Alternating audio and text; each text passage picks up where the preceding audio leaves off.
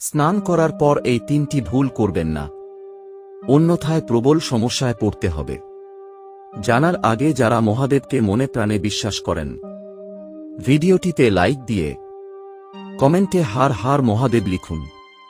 1 নম্বর, অনেকেরই এই অভ্যাস আছে যাতে তারা স্নান করার পর তাদের ভেজা কাপড় শুকায় না, এভাবেই ছেড়ে চলে যায়, যার কারণে ব্যক্তির শরীর এবং সূর্য দুর্বল হয়ে পড়ে।